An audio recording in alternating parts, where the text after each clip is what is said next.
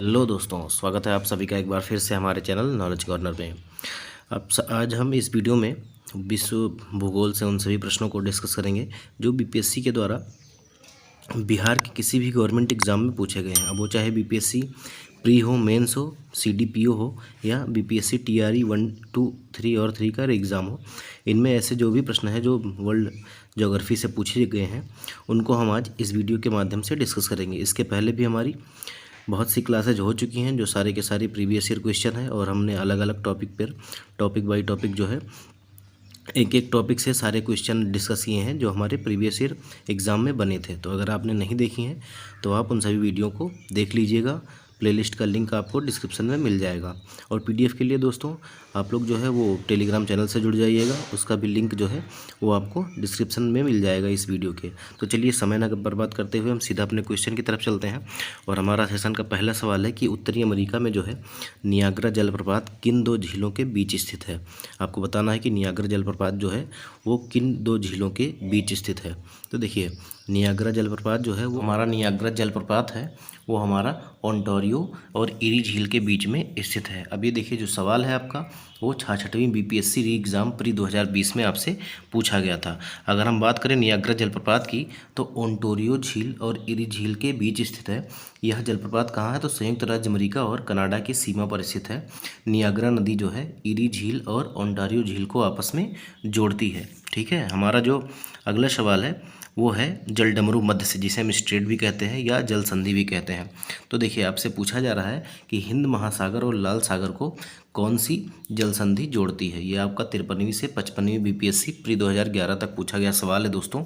तो अगर मैं आपको बता दूं कि कुछ और भी जल संधियाँ हैं जो काफ़ी इंपॉर्टेंट है, आप लोग याद रखिएगा उनको। जैसे आपको ऑप्शन में दिख रहा होगा हॉर्मुज जल संधि। हॉर्मुज जल संधि जो है वो फारस की खाड़ी को किससे जोड़ती है तो ओमान की खाड़ी से जोड़ती है। अगर हम बोस्पोरस जल संधि की बात करें तो ये काला सागर को मरमरा सागर से जोड़ती है। और अगर हम मलक्का जल संधि की बात करें तो ये अंडमान सागर को दक्षिणी चीन सागर से जोड़ती है। तो अगर हम बात करें बाबल मंदेव संधि की तो बाबल मंदेव जो है वो हिंद महासागर और काला सागर को जोड़ती है। इसीलिए जो हमारा ए विकल्प है वो सही हो जाएगा। देखिए हिंद महासागर या जिसको हम अदन की खाड़ी भी बोल सकते हैं और लाल सागर को बाबल मंदेव संधि जोड़ती है। कभी कभी क्या होगा कि हिंद महासागर नहीं देगा और आपको अदन की खाड़ी और लाल सागर दे देगा। तो याद रखिएगा हिंद महासागर में जो अदन की खाड़ी है वहाँ से ये लाल सागर को जोड़ती है। कौन सी संधि तो बाबल मंदेव संधि। और उसके अलावा जो है हारमुज जल संधि जो है वो फारस की खाड़ी और ओमान की खाड़ी को जोड़ती है। और बोस्पोरस जल संधि काला सागर को मरमरा सागर से और मलक्का जल संधि जो है वो अंडमान सागर को दक्षिणी चीन सागर से जोड़ती है। हमारा अगला सवाल है कि स्वेज नहर किन को जोड़ती है। आपको बताना है कि स्वेज नहर जो है वो किसको जोड़ती है।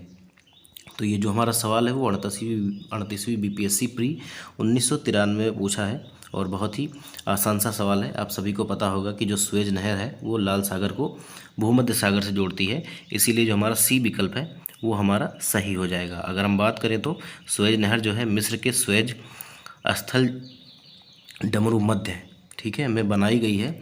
विश्व की सबसे बड़ी क्या है कृत्रिम नहर है। इसे वर्ष 1869 में बनाया गया था और इसकी कुल लंबाई कितनी है तो 164 किलोमीटर। और वर्ष 2015 में इसकी कुल लंबाई कितनी थी तो 193.30 किलोमीटर थी। ठीक है, भूमध्य सागर को लाल सागर से जोड़ती है। देखिए 1869 में जहाज़ों के आवागमन के लिए इसे खोल दिया गया था। और इसके दक्षिणी सिरे पर आपसे कभी कभी पूछ लेता है तो याद रखिएगा दक्षिणी सिरे पर कौन सा बंदरगाह है तो तेवकीफ बंदरगाह है। और उत्तरी सिरे पर क्या है तो पोर्ट सईद है। कभी कभी आपसे पूछ लेता है, वैसे तो पूछने के चांस बहुत कम है तो लेकिन याद रखिएगा कि जो दक्षिणी सिरे पर है वो हमारा तेवकीफ बंदरगाह है और जो जिसे हम स्वेज बंदरगाह भी कहते हैं। और उत्तरी पोर्ट पर उत्तरी सिरे पर जो हमारा वो पोर्ट सईद बंदरगाह स्थित है। ठीक है, हमारा अगला क्वेश्चन है जो 44वीं बीपीएससी प्री 2000 में पूछा गया है। देखिए मलक्का जल संयोजक में आने जाने की सुविधाएं हैं। तो अभी मैंने थोड़ी देर पहले ही आपको बताया था कि मलक्का जल संधि जो है वो अंडमान सागर को किससे जोड़ती है तो दक्षिणी चीन सागर तक। ठीक है, इसीलिए यहाँ पर आपको ऑप्शन देखिए यहाँ पे आपको दक्षिणी चीन सागर नहीं दिख रहा है और अंडमान सागर नहीं दिख रहा है, लेकिन अंडमान सागर जो है वो हिंद महासागर के अंतर्गत आता है और जो दक्षिणी चीन सागर आता है वो चीन सागर के अंतर्गत आता है। इसलिए हमारा जो ए विकल्प होगा वो हमारा सही हो जाएगा।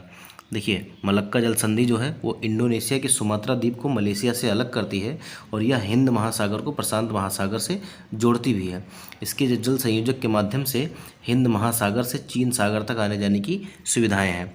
हमारा जो अगला सवाल है वो है कि आपको बताना है जो कथन है इनमें से कौन से गलत हैं। आपसे पूछा जा रहा है कि निम्न में से कौन से कथन गलत हैं।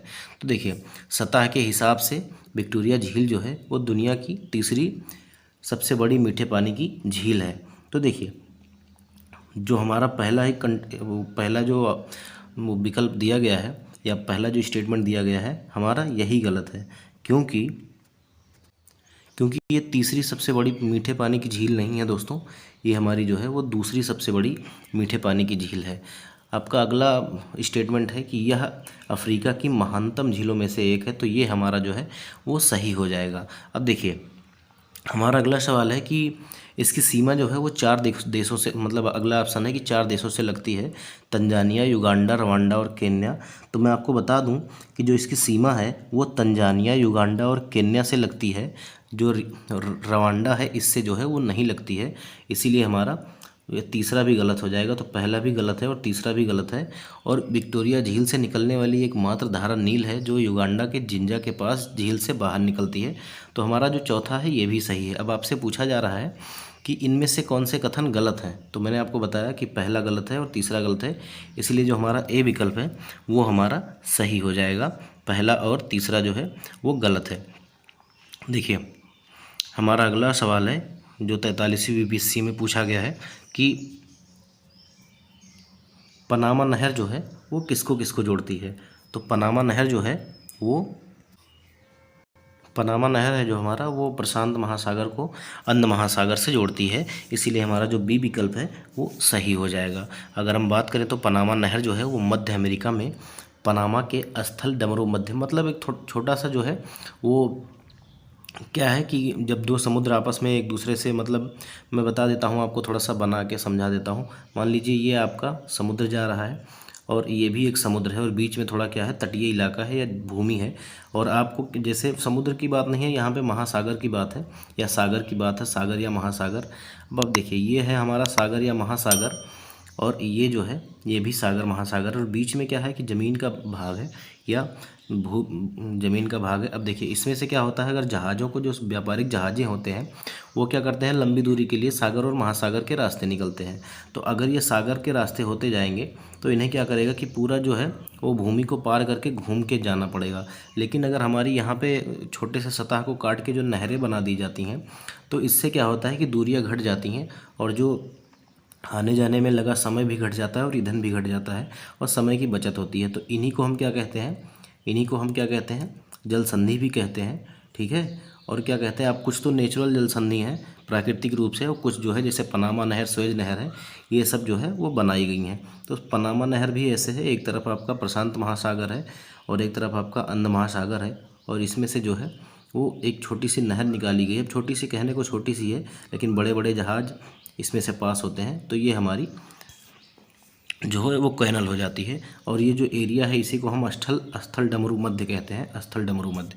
ठीक है, उम्मीद है आपको समझ में आ गया होगा। तो ये जो है वो अटलांटिक महासागर को प्रशांत महासागर से जोड़ती है। हमारा जो अगला सवाल है वो है कि दुनिया के कुल बड़े बांधों की संख्या का लगभग आधा हिस्सा किस देश में है। आपको बताना है कि दुनिया में कुल बांध जो है उनका जो आधा हिस्सा है, लगभग आधा हिस्सा अकेले किस देश में है। तो देखिए, इसका जो सही विकल्प होगा वो उपयुक्त में से कोई नहीं हो जाएगा, क्योंकि ऐसा किस में है, तो चीन में है। चीन में जो है वो बांधों की संख्या सर्वाधिक है और चीन में इतना बांध है कि लगभग 57% जो है बांध जो है पूरे विश्व के, वो केवल भारत और चीन में है। तो इसीलिए जो हमारा सही विकल्प होगा वो हमारा विकल्प ई सही हो जाएगा।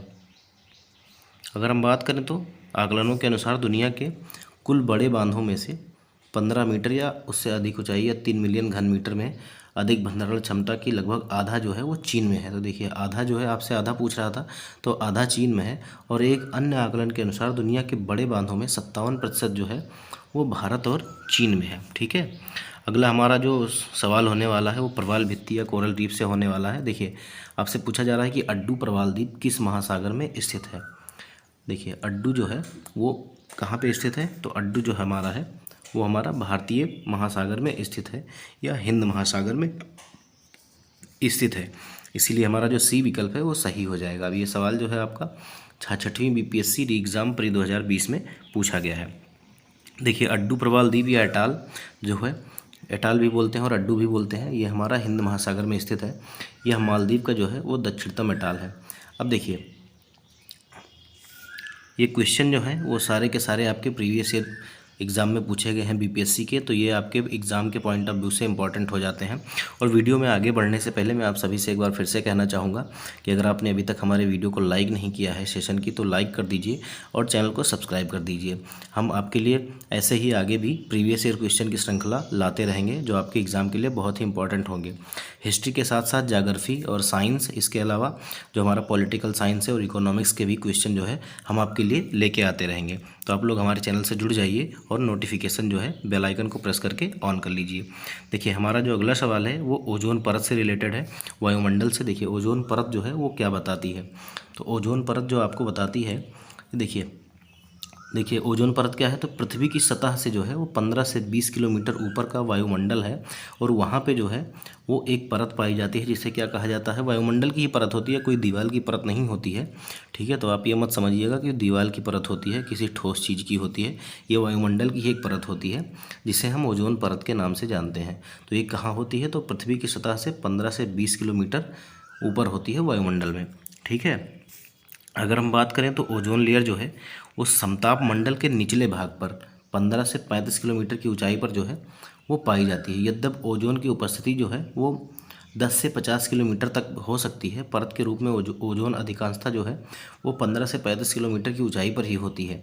और मानव जीवन के लिए अत्यधिक आवश्यक ओजोन परत जो है वो सूर्य से आने वाली अल्ट्रा वायलेट रेडिएशन को अवशोषित कर पृथ्वी पर आने से रोकती है। इन विकिरणों से जो है वो किसका खतरा होता है, तो त्वचा कैंसर का खतरा होता है, जिससे हमें ओजोन गैस जो है, ओजोन परत जो है वो संरक्षित करती है। अब देखिए आपसे पूछा जा सकता है कि ओजोन लेयर जो है वो कौन से मंडल में पाई जाती है, तो समताप मंडल, याद रखिएगा। हमारा अगला जो सवाल है वो है कि पृथ्वी की सतह के ऊपर ओजोन परत की ऊंचाई क्या है। ठीक है, आपको बताना है कि पृथ्वी की सतह के ऊपर जो है वो ओजोन परत की ऊंचाई क्या है। तो हम मान सकते हैं लगभग 15 से 20 किलोमीटर, इसीलिए हमारा ए विकल्प जो है वो सही हो जाएगा। ये सवाल जो था हमारा वो 41वीं बीपीएससी प्री 1996 में पूछा गया था। हमारा अगला सवाल है कि निम्न में से किस क्षेत्र में भूमध्य सागरीय जलवायु प्रचलित नहीं है। तो हमारा मध्य चिली, केप टाउन और एडिलेड में जो है वो भूमध्य सागरीय जलवायु प्रचलित नहीं है और प्रचलित है, लेकिन जो पंपाज है इसमें जो है वो हमारा उष्णकटिबंधीय जलवायु पाई जाती है, इसीलिए जो हमारा डी विकल्प होगा वो सही हो जाएगा। अगर हम बात करें तो मध्य चिली, केप टाउन कहाँ पे है, दक्षिण अफ्रीका में, एडिलेड ऑस्ट्रेलिया में है। यहाँ पे भूमध्य सागरीय जलवायु जो है वो कोपेन के अनुसार जो है CSA तथा CSB टाइप में पाई जाती हैं, जबकि पंपाज क्षेत्र जो है वो जो है CWB या उष्ण जलवायु क्षेत्र का है, इसीलिए जो हमारा डी विकल्प है यहाँ पे वो सही हो जाएगा। हमारा अगला सवाल है सूर्यातप और तापमान से रिलेटेड है। देखिए साफ रात मेघीय रातों की अपेक्षा जो है वो अधिक ठंडी होती है। अब देखिए जब आसमान में बादल नहीं रहते तो आपको क्या होता है कि थोड़ा सा ठंडक महसूस होती है। तो ये कैसे होती है, तो ये विकिरण के कारण होता है, विकिरण के कारण होता है, इसीलिए हमारा जो बी विकल्प है वो सही हो जाएगा। अगर हम बात करें कि विकिरण क्या होता है, तो देखिए मेघीय रातों में जो है वो वायुमंडल में जलवाष्प की मात्रा साफ रातों की अपेक्षा अधिक होती है। बहिर्गामी पार्थिव विकिरण को जलवाष्प जो है वो अवशोषित करता है और फलस्वरूप क्या होता है, मेघीय रातें जो है अपेक्षाकृत अधिक गर्म महसूस होती हैं। ठीक है, इसके अतिरिक्त साफ रात में जो है वायुमंडल में जलवाष्प की कमी के कारण रात्रि के समय पार्थिव विकिरण जो है वो आसानी से क्या है, शून्य में चला जाता है। मतलब बादल रहेंगे तो जो विकिरण है वो बादलों को पार नहीं कर पाता है या कम मात्रा में पार करता है, इसीलिए क्या है कि थोड़ा सा रातें गर्म होती हैं। और जब बादल नहीं रहता तो विकिरण जो है वो पास हो जाता है और एक प्रकार से हम शून्य में, कहने का मतलब ब्रह्मांड में चला जाता है, इसीलिए जो है वो रातें जो है वो ठंडी महसूस होती हैं। वास्तव में वायुमंडल ग्रीन हाउस प्रभाव की भांति व्यवहार करता है। ठीक है, अब आप एक कमरा ले लीजिए, उसको चारों तरफ से बंद कर लीजिए, तो क्या उसमें गर्मी नहीं होगी, गर्मी होगी, लेकिन अगर आप खिड़की और दरवाजे खुले रखेंगे तो अपेक्षाकृत कम गर्मी होगी। ठीक है, हमारा अगला सवाल है कि गरजने वाली 40 और क्रुद्ध 50 और चीखने वाली 60 ये जो है किस गोलार्ध में चलती हैं। ठीक है, तो ये सभी के सभी जो है वो दक्षिणी गोलार्ध की जो पवनें हैं इन्हें हैं। जैसे जैसे जो 40 डिग्री पे चलती हैं दक्षिणी गोलार्ध में उनको गरजने वाली 40 कहा जाता है, जो 50 डिग्री पे दक्षिणी गोलार्ध में चलती हैं वो 50 कहा जाता है, और 60 डिग्री पे 60 कहा जाता है। तो ऐसे इनके कुछ नाम दिए गए हैं, तो याद रखिएगा ये सभी के सभी जो है वो हमारी दक्षिणी गोलार्ध की पवनें हैं। हमारा जो अगला सवाल है वो है कि मानसून का निवर्तन इंगित को होता है। अब देखिए मानसून का निवर्तन मतलब जाने से है। तो मानसून का निवर्तन के लक्षण कौन कौन से हैं आपको बताना है। तो देखिए पहले तो आपका आकाश जो है वो साफ़ हो जाएगा।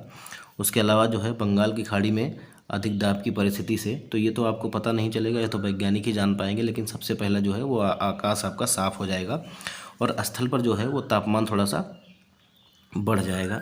इसीलिए हमारा जो सही विकल्प है वो हमारा 1, 2 और 3 तीनों सही हो जाएगा, जो कि हमारा सी विकल्प में दिया गया है। इसीलिए जो हमारा सी विकल्प है वो सही हो जाएगा। देखिए उत्तरी भाग में जब मानसून लौटने लगता है तो प्रारंभ में स्थल पर तापमान में थोड़ी सी वृद्धि होती है। इसके बाद जो है वो क्रमशः जो है तापमान में कमी आ जाती है। मानसून के लौटने के साथ उत्तर पश्चिम में विस्तृत निम्न दाब का क्षेत्र जो है बंगाल की खाड़ी की ओर बढ़ने लगता है और इस समय जो है आकाश जो है वो साफ़ हो जाता है। हमारा अगला सवाल है कि पृथ्वी पर घने वन अधिकतर मिलते हैं। घने वन अधिकतर कहाँ पे मिलते हैं? तो विषुवत रेखा के पास जो है वो सबसे ज़्यादा जो है वो घने वन हमको देखने को मिलते हैं।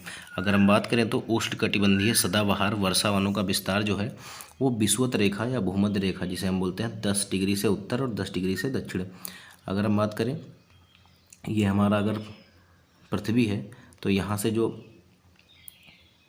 ये 0 डिग्री जो है भूमध्य रेखा है जिसे विषुवत रेखा कहते हैं, और यहाँ से 10 डिग्री जो है साउथ की हो गई और 10 डिग्री जो है वो उत्तर की हो गई। तो ये जो एरिया है इनके बीच जो है क्या होता है वो उन्हें हम क्या कहते हैं? तो भूमध्य रेखीय क्षेत्र कहते हैं। और यहाँ पे जलवायु कैसी होती है? तो उष्णकटिबंधीय सदाबहार। यहाँ पे वर्षा भी अधिकतर होती है, इसीलिए जो है यहाँ पर जो है वो जो है सर्वाधिक वन पाए जाते हैं। अब ये कहाँ कहाँ पे पाए जाते हैं? तो कि अमेजॉन बेसिन, कांगो बेसिन, इनमें जो है ये बहुत ज़्यादा घने वन पाए जाते हैं। इसीलिए जो हमारा ए विकल्प है वो सही हो जाएगा। देखिए टैगा के कोड़धारी वन प्रदेशों में विकसित होने वाली मुख्य मृदा कौन सी है? तो टैगा की जो मुख्य मृदा है दोस्तों वो हमारी पॉडजॉल मृदा है। इसीलिए जो हमारा बी विकल्प होगा वो हमारा सही हो जाएगा। अब ये देखिए आपका ताज़ा क्वेश्चन है, हो सकता है कि आपसे बीपीएससी टीआरई 4 में पूछ ले, तो ये आपको दिमाग में रखना है, ये इंपॉर्टेंट हो जाता है क्वेश्चन आप लोगों के लिए। ठीक है, तो याद रखिएगा जो पॉडजॉल मृदा है वो हमारा टैगा के कोड़धारी वन प्रदेशों में विकसित होती है। ये आपका बीपीएससी बीएओ मार्च 2024 में पूछा गया है। देखिए टैगा के कोड़धारी प्रदेशों में विकसित होने वाली मृदा को क्या कहते हैं? तो पाटजाल मृदा कहते हैं। इसका जो है पाटजाली क्रिया से होता है और यह कनाडा, अलास्का तथा पूर्व सोवियत रूस के अधिकांश क्षेत्रों में पाई जाती है। हमारा अगला सवाल है कि विश्व का कौन सा देश मुलायम लकड़ी और लकड़ी की जो है लुगदी का सबसे बड़ा निर्यातक और उत्पादक है? तो देखिए जो संयुक्त राज्य अमेरिका है वो वर्तमान समय में जो है वो सबसे बड़ा निर्यातक एवं उत्पादक है। किसका? तो मुलायम लकड़ी और लकड़ी की लुगदी का। अब तो जब ये सवाल 2001 में पूछा गया था दोस्तों, उस टाइम पर क्या था, जो कनाडा था वो इसमें सबसे आगे था, लेकिन अब जो है वो यूएसए जो है लकड़ी और मुलायम लकड़ी और लकड़ी की लुगदी के निर्यातक और उत्पादक में सबसे आगे है। इसीलिए हमारा ए विकल्प जो है वो सही हो जाएगा। अब देखिए हमारा अगला जो सवाल है वो है कि त्रिवार्थ के अनुसार भारत की जलवायु किस प्रकार की जलवायु है? आपका बीपीएससी टीआरई में पूछा गया सवाल है, और जो आयोग ने माना था यहाँ पे उसको बी विकल्प को सही माना था कि उपोष्ण मानसूनी जलवायु जो है वो जो है त्रिवार्थ के अनुसार भारत की जलवायु है। तो आप लोग त्रिवार्थ के अनुसार और जो कोपेन के अनुसार जलवायु का वर्गीकरण है ये दोनों लोग ने जो भारत की जलवायु के बारे में कहा था ये ज़रूर पढ़ के जाइएगा, क्योंकि इससे रिलेटेड क्वेश्चन आपका बार बार टीआरई के एग्ज़ाम में देखा जा रहा है। अगर हम बात करें तो देखिए भारत त्रिवार्थ के अनुसार भारत की जलवायु मुख्यतः निम्नलिखित प्रकार की है। अब इसमें उष्णकटिबंधीय वर्षा जलवायु के क्षेत्र में पश्चिमी घाट और त्रिपुरा आता है। उष्णकटिबंधीय सवाना जलवायु तटीय मैदानों और प्रायद्वीपीय भारत में पाई जाती है, और जो स्टेपी जलवायु है महाराष्ट्र, तेलंगाना, आंध्र प्रदेश में, और उष्णकटिबंधीय स्टेपी जलवायु जो है गुजरात, पूर्वी राजस्थान दक्षिणी हरियाणा इत्यादि में पाया जाता है। देखिए इन्होंने कई प्रकार की जलवायु में भारत को बांटा था, लेकिन आयोग ने जो है वो यहाँ पे आंसर जो माना है वो हमारा बी माना हुआ है, इसीलिए हम भी बी के साथ जा रहे हैं। और आप लोग याद रखिएगा कि उपोष्ण मानसूनी जलवायु जो है वो पाई जाती है त्रिवार्था के अनुसार भारत में। हमारा जो अगला सवाल है वो है कि आपको जो है सूची को सुमेलित करना है। ठीक है, सूची को क्या करना है, सुमेलित करना है कि अत्यधिक गर्म स्थान कौन सा है, ठंडा कौन सा है, अत्यधिक वर्षा वाला कौन सा है और अत्यधिक सूखा वाला कौन सा है। ठीक है, होगा वो सहारा होगा, गर्म जो होगा वो सहारा होगा। क्यों? क्योंकि सहारा जो है वो एक मरुस्थल है। ठीक है, और सर्वाधिक ठंडा जो होगा वो अंटार्कटिका होगा, और सबसे ज़्यादा वर्षा जो होगी वो चेरापूंजी में होगी, और सबसे ज़्यादा सूखा जो पड़ेगा वो चिली में होगा। ठीक है, तो ऐसे कुछ मिलान होगा, और इसका जो विकल्प बी होगा वो हमारा सही हो जाएगा। देखिए अत्यधिक ठंडा क्या है तो सहारा, सॉरी अत्यधिक गर्म क्या है तो सहारा मरुस्थल, ठंडा जो है अंटार्कटिका होगा क्योंकि ये पोल पर है, और वर्षा जो है चेरापूंजी में होती है, आप सभी को पता है, और सबसे ज़्यादा सूखा जहाँ है वहाँ चिली में होगा। ठीक है, अगला हमारा क्वेश्चन है कि निम्न में से किस मिट्टी में केसिका कैपिलरी जो है वो सबसे अधिक प्रभावशाली होती है। तो जो हमारा चिकनी मिट्टी है दोस्तों, इसमें जो है वो कैपिलरी जो है वो सबसे अधिक प्रभावशाली होती है। और अगर सबसे कम पूछा जाए तो सबसे कम जो होता है वो बलुई मिट्टी में होती है। देखिए केसिका क्रिया जो है वो चिकनी मिट्टी में सर्वाधिक प्रभावशाली होती है, और जबकि बलुई मिट्टी में सबसे कम होती है। केसिका क्रिया क्या है, जिसके द्वारा जो है पौधे जो है वो ज़मीन से पानी अपने अंदर अवशोषित करते हैं, वही केसिका क्रिया है। तो देखिए सबसे ज़्यादा चिकनी मिट्टी में जो है वो पानी रुका रहता है, काफ़ी नमी होल्ड करने की पावर ज़्यादा होती है, इसीलिए जो है इसमें सर्वाधिक प्रभावशाली होती है। हमारा अगला सवाल है कि मृदा संरक्षण वह प्रक्रम है जिसमें, अब आपको बताना है कि मृदा संरक्षण वह प्रक्रम है जिसमें क्या किया जाता है। तो देखिए मृदा को संरक्षित किया जाता है, देखिए मृदा को जो है नुकसान से सुरक्षित किया जाता है, इसीलिए हमारा जो डी विकल्प है वो हमारा सही हो जाएगा। हमारा जो अगला सवाल है वो है कि भौगोलिक अपर्दन चक्र की संकल्पना जो है वो इनमें से किसने प्रस्तुत की थी। तो भौगोलिक अपर्दन चक्र की संकल्पना जो है वो विलियम मॉरिस डेविस ने दी थी, जिनको हम शॉर्टकट में WM डेविस भी कहते हैं, इसीलिए जो हमारा बी विकल्प होगा वो सही हो जाएगा। अगर हम बात करें तो WM डेविस, जिसको हम क्या कहते हैं विलियम मॉरिस डेविस, ने भौगोलिक अपर्दन चक्र की संकल्पना दी।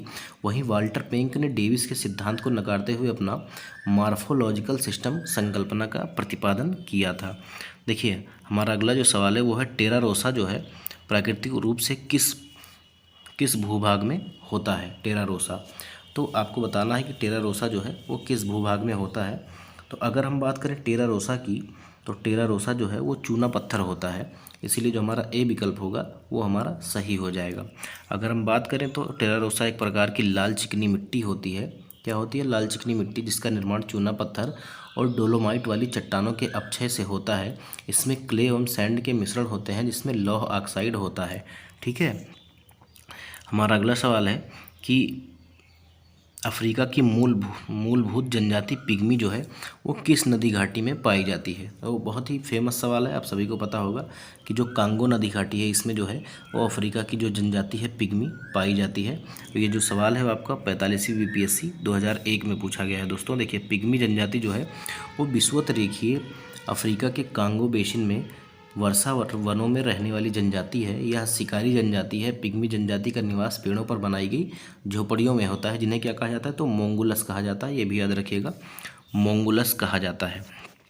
देखिए आपसे पूछ रहा है कि पिग्मी कहाँ के निवासी हैं, तो अभी आपने पहले ही क्वेश्चन में देखा कि पिग्मी कहाँ के निवासी हैं, तो पिग्मी जो है वो अफ्रीका के निवासी हैं, इसीलिए जो हमारा ए विकल्प होगा वो सही हो जाएगा। ठीक है, आपसे पूछ रहा है एसिकमो कहाँ के निवासी हैं, तो एसिकमो जो है वो आपके कनाडा के निवासी हैं, इसीलिए जो हमारा ए विकल्प है वो सही हो जाएगा। देखिए एसिकमो जनजाति जो है वो कनाडा और ग्रीनलैंड के टुंड्रा प्रदेश, जहाँ सबसे ज़्यादा ठंडी होती है, और मसाई जनजाति जो है वो केन्या, बद्दू जनजाति जो है सऊदी अरब, और बुशमैन जनजाति जो है वो कालाहारी में पाई जाती है। ठीक है, याद रखिएगा मसाई कहाँ है, तो मसाई केन्या में, बद्दू कहाँ है सऊदी अरब में, और बुशमैन जो है वो कालाहारी मरुस्थल में। अब आपको देखिए दे दिया ना क्वेश्चन, मैंने आपको बताया था कि ये देख लीजिए फिर से एक बार कि मसाई जो है कहाँ पे केन्या में, और बद्दू जो है सऊदी अरब में, और बुस्मैन जो है वो कालाहारी में। अब आपसे पूछ रहा है कि इसमें से कौन सा जोड़ा जो है वो बेमेल है। तो आपको बताना है कि इसमें से जो जोड़ा है वो कौन सा जो है वो बेमेल है। तो देखिए, अगर हम बात करें तो मैंने आपको थोड़ी देर पहले बताया था कि मसाई जो है वो केन्या में पाए जाते हैं, और केन्या जो है वो अफ्रीका का ही एक देश है, तो इसीलिए मसाई जो है वो मध्य पूर्वी अफ्रीका, ये भी सही हो जाएगा। और सकाई जो है वो मलेशिया में पाई जाती है, ये भी सही हो जाएगा। और मैंने आपको थोड़ी देर पहले बताया था अभी आपको कि जो बद्दू है, या जिसको हम बेदुइन भी बोल सकते हैं, ये अरबीय प्रायद्वीप, मतलब अरबी प्रायद्वीप का मतलब सऊदी अरब और उसके आसपास के देशों से है, तो ये भी हमारा सही है। और किर्गिज़ जो है, किर्गिज़ जो हमारा, ये कहाँ पे पाई जाती है, तो ये आपका मध्य एशिया में पाई जाती है, इसीलिए जो है हमारा सभी के सभी सही है यहाँ पे। तो हमारा जो ई विकल्प होगा उपयुक्त में से एक से अधिक जो है वो हमारा सही हो जाएगा।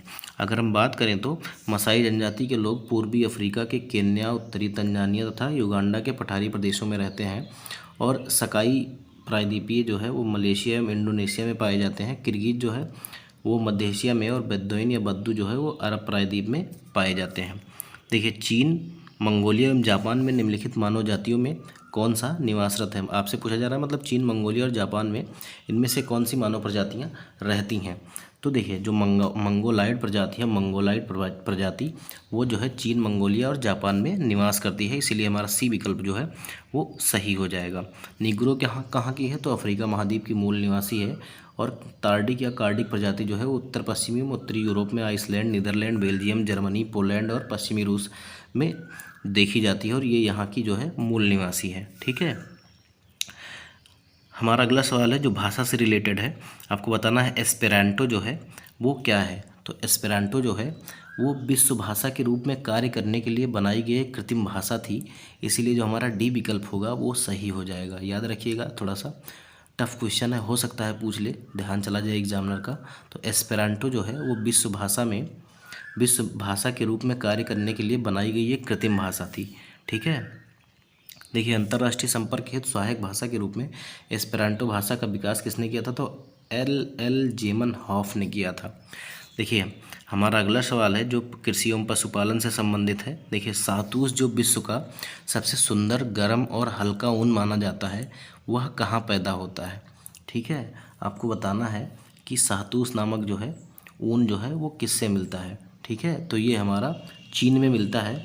ठीक है, चीन में। अब ये किससे मिलता है, तो तिब्बती एंटीलोप जो जीव है उसी से ये मिलता है। और ये सातूस के चक्कर में दोस्तों, जो तिब्बती एंटीलोप जीव है, जिसको हम चीरू भी बोलते हैं, इनका जो है इतना शिकार हुआ कि ये प्रायः जो है वो लुप्त होने के कगार पर पहुंच गए हैं। ठीक है, अब देखिए, ये जो क्वेश्चन है ये आपका एनसीईआरटी में भी दिया गया है, तो ये जो है थोड़ा सा ध्यान से आप लोग याद रखिएगा। ये जो टॉपिक है वो एनसीईआरटी में भी दिया गया है कि सातूस नामक ऊन के लिए जो है वो तिब्बती एंटीलोप का जो है वो शिकार होता है, तो ये चीज़ें आप याद रखिएगा। अगर हम बात करें तो सातूस जो है एक प्रकार का विशेष गर्म ऊनी साल होता है, जो तिब्बती एंटीलोप अथवा चीरू के बालों से तैयार किया जाता है। चीरू का निवास मूलतः चीनी स्वायत्त क्षेत्र तिब्बत में मिलता है, इसीलिए जो हमारा सी विकल्प है वो सही हो जाएगा। आपसे पूछा जा रहा है वह देश जो विश्व में रेशम का सबसे बड़ा उत्पादक है वह कौन सा है। तो विश्व में जो रेशम का सबसे बड़ा उत्पादक है वो कौन सा है, तो चीन है, इसीलिए हमारा बी विकल्प जो है वो सही हो जाएगा। देखिए, 2021 के आंकड़ों के अनुसार रेशम उत्पादन में भारत का दूसरा स्थान है, और चीन का जो है वो पहला स्थान है। हमारा अगला सवाल है कि निम्नलिखित में से कौन सा देश विश्व का सबसे अधिक केसर उत्पादन करता है। तो केसर उत्पादन में जो है वो ईरान सबसे आगे है, इसीलिए जो हमारा डी विकल्प है वो सही हो जाएगा। अगर भारत में पूछा जाए कि केसर की खेती कहाँ होती है, तो जम्मू कश्मीर में होती है। देखिए, ईरान जो है वो विश्व का सर्वाधिक केसर उत्पादन करता है, और भारत में जम्मू कश्मीर में केसर का उत्पादन होता है। हमारा अगला सवाल है कि निम्नलिखित देशों में 2020 में गेहूं का सबसे बड़ा उत्पादक कौन था। तो देखिए, गेहूं का सबसे बड़ा उत्पादक जो था वो चीन था, और चीन ही है, याद रखिएगा। हमारा जो अगला सवाल है, देखिए, चीन के बाद जो है भारत, रूस, संयुक्त राज्य अमेरिका, कनाडा, ये इनका स्थान था। 2021 में चीन गेहूं के उत्पादन में शीर्ष पर था। इसके बाद क्रमशः भारत, देखिए 2020 में भी ये चीज़ शीर्ष था, 2021 में भी शीर्ष था, और अभी भी जो है वो शीर्ष पर रही है, और अपना भारत जो है वो दूसरे स्थान पर है। हमारा अगला सवाल है कि जो कोयले का सामान्य प्रकार है उसे क्या कहा जाता है। कोयले का सामान्य प्रकार जो है उसे क्या कहा जाता है, तो उसे हम बिटुमिनस कोयला कहते हैं। ये नॉर्मल प्रकार का कोयला होता है, ना बहुत ही ख़राब ना बहुत ज़्यादा अच्छा, इसीलिए जो है ए विकल्प हमारा सही हो जाएगा। अब ये जो हमारा सवाल है दोस्तों, वो 39वीं बीपीएससी में पूछा गया सवाल था। देखिए, कोयला जो है मुख्यतः कार्बन के यौगिक द्वारा मुक्त कार्बन का मिश्रण होता है और यह कार्बनिकीकरण रासायनिक क्रिया द्वारा वनस्पतिक पदार्थों के कोयलों में परिवर्तन होता है। कार्बन के अंश के आधार पर कोयला के 4 प्रकार होता है। कौन कौन सा? एंथ्रेसाइट, ये सबसे उच्चतम सबसे बढ़िया क्वालिटी का होता है। उसके बाद बिटुमिनस, लिग्नाइट और पीट। सबसे खराब कौन सा होता है? पीट होता है। और बिटुमिनस जो है वो सामान्य किस्म का कोयला होता है। हमारा अगला सवाल है कि पत्थर के कोयले के भंडार में कौन सा देश जो है वो संसार में अग्रणी है? तो पत्थर के कोयले के मामले में जो है वो चीन जो है वो सबसे ज़्यादा अग्रणी है, इसीलिए जो हमारा बी विकल्प है वो सही हो जाएगा। अब देखिए, जब ये पूछा गया था तब कौन था? चीन था। लेकिन इस समय क्या है? तो इस समय संयुक्त राज्य अमेरिका जो है वो भंडार के मामले में जो है वो सबसे आगे है। इसके बाद चीन का स्थान है और फिर भारत का स्थान है। ठीक है। हमारा अगला सवाल है कि निम्नलिखित देशों में से किसमें कोयले का सबसे बड़ा सिंचित भंडार है? तो देखिए, सबसे बड़ा जो भंडार है कोयले का वो कहाँ पे है? तो संयुक्त राज्य अमेरिका के पास है। मैंने अभी आपको बताया। तो ए विकल्प जो है हमारा वो सही हो जाएगा।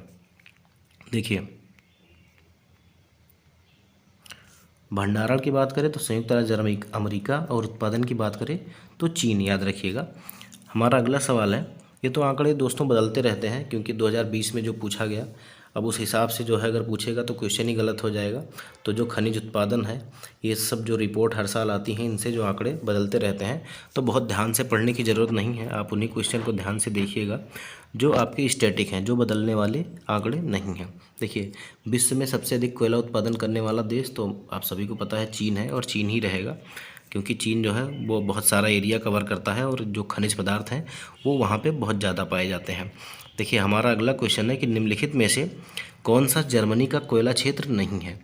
तो देखिए, जो रूर घाटी है और सार बेसिन है और अचेन बेसिन है, ये जो है वो जर्मनी का ही है। लेकिन जो लारेन बेसिन ये हमारा फ्रांस का है, इसीलिए जो हमारा बी विकल्प होगा वो हमारा सही हो जाएगा। हमारा अगला क्वेश्चन है जो लौह अयस्क से रिलेटेड है। देखिए, लौह अयस्क का क्रिवाय रोग जो है नामक विश्व प्रसिद्ध भंडार स्थल किस देश में है? अब क्रिवाय रोग नामक नाम पूछ लेता है तो समझ लेते हैं कोई रोग है, लेकिन ये एक स्थान है जो लौह अयस्क खनन के लिए जाना जाता है। तो ये हमारा यूक्रेन में है। कहाँ पे है? यूक्रेन में है, याद रखिएगा। और ये आपका बीपीएससी बीएओ मार्च 2024 में पूछा गया सवाल है। देखिए, लौह अयस्क का क्रिवाय रोग नामक विश्व प्रसिद्ध भंडार क्षेत्र जो है वो यूक्रेन में स्थित है। इस क्षेत्र में लौह अयस्क की खोज जो है वो 18वीं सदी के अंत में हुई थी। हमारा अगला सवाल है कि निम्नलिखित में से कौन सा लोहे का अयस्क है? तो आपको बताना है कि इनमें से लोहे का अयस्क कौन सा है। तो जो लिमोनाइट होता है वो लोहे का अयस्क होता है, इसीलिए जो हमारा सी विकल्प है वो सही हो जाएगा। ये भी आपका देखिए ताज़ा क्वेश्चन है, 17वीं बीपीएससी प्री 2024 में पूछा गया है। अगर हम बात करें तो लिमोनाइट जो है वो लोहे का अयस्क है, और इसके अलावा जो है वो मैग्नेटाइट, हेमेटाइट, सीडराइट भी लोहे के प्रमुख अयस्क हैं। देखिए, याद रखिएगा। और सिनेबार जो है वो मरकरी का अयस्क है। सिनेबार जो है वो किसका? मरकरी का अयस्क है, जबकि बॉक्साइट जो है वो एल्यूमिनियम का अयस्क है। और पायराइट या आयरन पायराइट का ये जो है ये लौह भी होता है। तो याद रखिएगा, इनसे आपसे सवाल जो है वो पूछा जा सकता है। हमारा अगला क्वेश्चन है कि संयुक्त राज्य अमेरिका का जो रस्ट बाउल है वो इनमें से किस प्रदेश से संबंधित है? तो देखिए, रस्ट बाउल के अंतर्गत आपका ग्रेट लेक्स प्रदेश और आपका पिट्सबर्ग प्रदेश भी आते हैं, इसीलिए जो है हमारा जो सही विकल्प होगा वो क्या हो जाएगा? ऑप्शन ई जो है वो सही हो जाएगा। उपयुक्त में से एक से अधिक कौन कौन से आते हैं? तो ग्रेट लेक्स और पिट्सबर्ग प्रदेश जो है वो रस्ट बाउल क्षेत्र के अंतर्गत आते हैं, इसीलिए जो हमारा ई विकल्प है वो हमारा सही हो जाएगा। देखिए, रस्ट बाउल या रस्ट बेल्ट जो है वो संयुक्त राज्य अमेरिका का उत्तरी पूर्वी लौह उत्पादन करने वाला आर्थिक क्षेत्र है। इसमें इलिनायस, इंडियाना, मिशिगन, ओहितो, पेंसिल्वेनिया का क्षेत्र शामिल है, और इसमें ग्रेट लेक्स प्रदेश, पिट्सबर्ग प्रदेश आदि सम्मिलित हैं। इसीलिए जो इसका उत्तर हो जाएगा वो उपयुक्त में से एक से अधिक हो जाएगा। हमारा अगला क्वेश्चन है कि ब्राज़ील के मिनास गरेस प्रांत में निम्नलिखित में से कौन सा खनिज मिलता है। ये भी आपका 17वीं बीपीएससी प्री 2024 में पूछा गया सवाल है। तो ब्राज़ील के मिनास परेस में जो है वो हमारा गरेस में जो है वो हमारा लौह अयस्क मिलता है। इसीलिए जो हमारा बी विकल्प है वो हमारा सही हो जाएगा। देखिए ये हमारे सेशन का लास्ट सवाल था दोस्तों, और हमारा जो अगला टॉपिक हो जाएगा जो खनिज पदार्थ हैं जिसमें सोना एल्यूमिनियम हो जाएगा, ये हम आगे के वीडियो में या आगे क्लास में जो है वो डिस्कस करेंगे।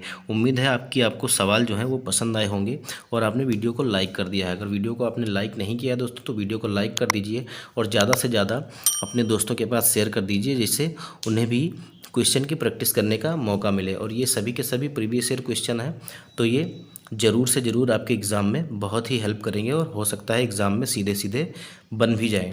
तो मिलते हैं इसी तरह से बढ़िया प्रश्नों की श्रृंखला के साथ अगले वीडियो में। तब तक के लिए धन्यवाद।